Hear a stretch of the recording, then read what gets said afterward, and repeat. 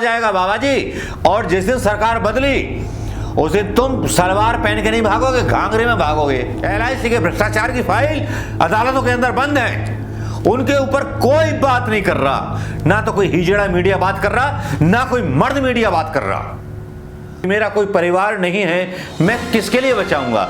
लेकिन अपने लिए ऐशो आराम की जिंदगी में रातों रात प्लेन में उड़ करके अरब से या रूस से परियां आ जाती। कार्यक्रम में न्यूज 24 का ये कैप्शन है जो मैं यहां डाल रहा हूं, ये बता रहा है मतलब लोग अपनी ऐसी की तैसी कराएं।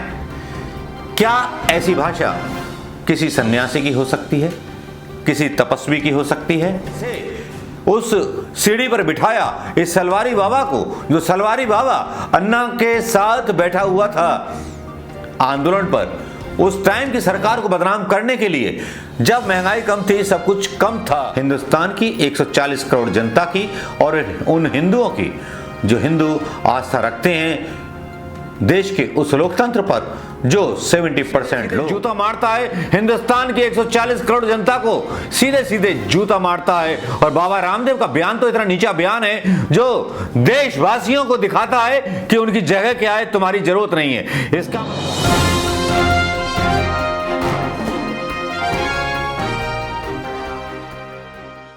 दोस्तों नमस्कार, मैं अनुष्का शर्मा आज आपके बीच में एक बार फिर ऐसे गद्दारों के बयान लेकर के, एक ऐसे गद्दार का बयान लेकर के जिसने हिंदुस्तान को बेवकूफ बनाने में अन्ना के साथ मिलकर के कोई कसर नहीं छोड़ी थी। आज उस आदमी की बात करेंगे जिस आदमी ने इस देश को बर्बाद करने में कसर नहीं छोड़ी, जो योग सिखा गया लोगों को, क्योंकि विश्वास बोलते हैं। उसने कहा कि योग सीखो, योग सीखो। हमने योग सीखा तो उसने व्यापार शुरू कर दिया। आज कोट करना चाहूंगा कुमार विश्वास को, लेकिन आज बाबा रामदेव पर मेरा इतना गुस्सा क्यों निकल रहा है और भारतीय जनता पार्टी के उस नेता पर गुस्सा क्यों निकल रहा है, के ईश्वरप्पा पर, जो विवादित बयान देते हैं। इतना विवादित बयान जो हिंदुस्तान के संविधान को सीधे सीधे जूता मारता है, हिंदुस्तान की 140 करोड़ जनता को सीधे सीधे जूता मारता है। और बाबा रामदेव का बयान तो इतना नीचा बयान है जो देशवासियों को दिखाता है कि उनकी जगह क्या है, तुम्हारी जरूरत नहीं है। इसका मतलब मोदी के लिए, रामदेव के लिए कोई भी व्यक्ति मायने नहीं रखता। हाइपर होकर बात नहीं कह रहा, थोड़ा हाइपर हो गया था, उसके लिए माफी चाहूंगा। बाबा रामदेव ने देश को नीचा दिखाने वाला बयान दिया जिसमें उन्होंने बोला कि 140 करोड़ की जनता में ऐसा कोई आदमी नहीं दिखता कि जो राज कर सके, इसलिए मैं मोदी को सपोर्ट करूंगा। क्योंकि मोदी जी ने अभी पिछले टाइम इनका जो संबंध है इंडिया के रजत शर्मा के साथ, अदानी के साथ, उस पर इंपोर्ट ड्यूटी घटाई है, इनके मतलब दाम कम हो सकें। इनको तो व्यापार की राहत मिल रही है और व्यापार करने में ये नंबर 1 है, ये सब जानते हैं। बाबा रामदेव चीज क्या है, चलिए बाबा रामदेव के एक बयान पर और नजर करते हैं। एक ऐसा बयान जो कहा गया है बाबा रामदेव के द्वारा, जो सीधे सीधे इंसल्ट की गई है हिंदुस्तान की 140 करोड़ जनता की और उन हिंदुओं की जो हिंदू आस्था रखते हैं देश के उस लोकतंत्र पर जो 70% लोग कभी भी किसी पार्टी को, मतलब 70% में सोच लीजिए 30% या 40% में बीजेपी की सरकार बनती है और बाकी के लोग वोट नहीं देते। बाबा रामदेव का बयान आता है कि लोग अपनी ऐसी की तैसी कराएं, मोदी अच्छा काम कर रहा है। टीवी के निजी कार्यक्रम में न्यूज 24 का ये कैप्शन है जो मैं यहाँ डाल रहा हूं, ये बता रहा है मतलब लोग अपनी ऐसी की तैसी कराएं। क्या ऐसी भाषा किसी सन्यासी की हो सकती है, किसी तपस्वी की हो सकती है, या ऐसे व्यक्ति की हो सकती है कि जो देश को प्रेम करता हो, या ऐसे व्यक्ति की हो सकती है जो बोलता हो कि 30 रुपये लीटर पेट्रोल मिलेगा। वो आदमी सीधे सीधे डायरेक्ट 140 करोड़ जनता को चैलेंज कर रहा है, ऐसी तैसी मराए जनता।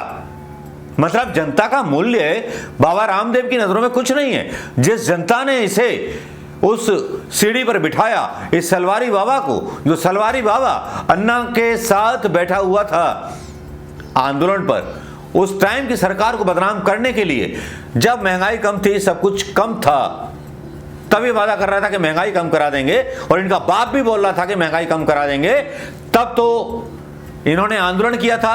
आज इनका बाप जो इनको पैसे कमवा के दे रहा है, उसके खिलाफ बोलने का साहस इनके बीच नहीं है क्या? क्या छक्का बन गया है क्या?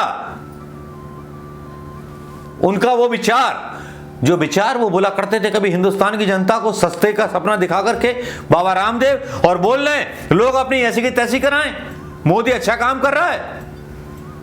अरे कौन सा अच्छा काम कर दिया? तेरे लिए अच्छा काम कर दिया होगा। जनता का तो राशन पानी भी बंद हो गया भाई साहब।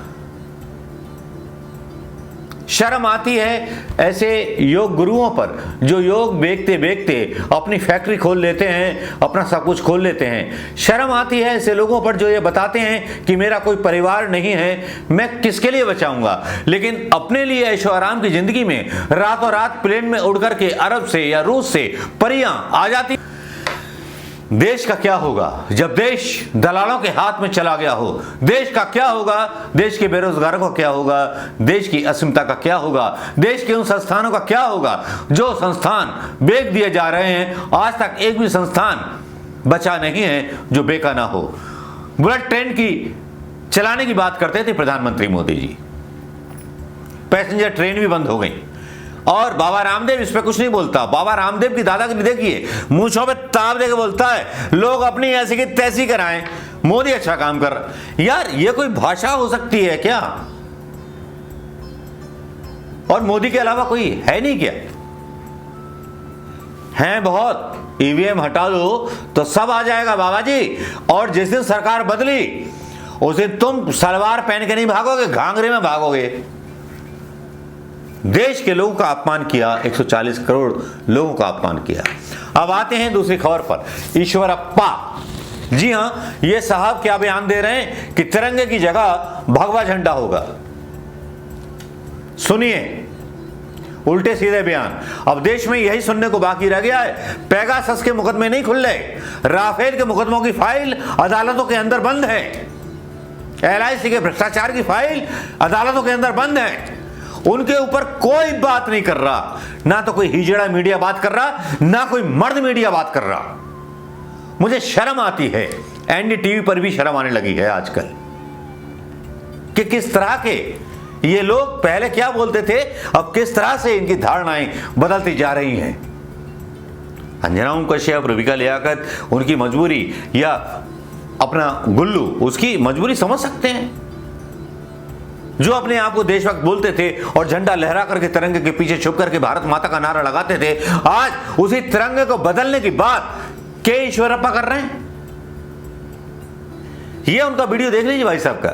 ಹೇಳ್ತೀನಲ್ಲ, ಈ ದೇಶದಲ್ಲಿ ಭಗವಾ ಧ್ವಜಕ್ಕೆ ಇವತ್ತು ನಿನ್ನೆಯ ಗೌರವ ಅಲ್ಲ,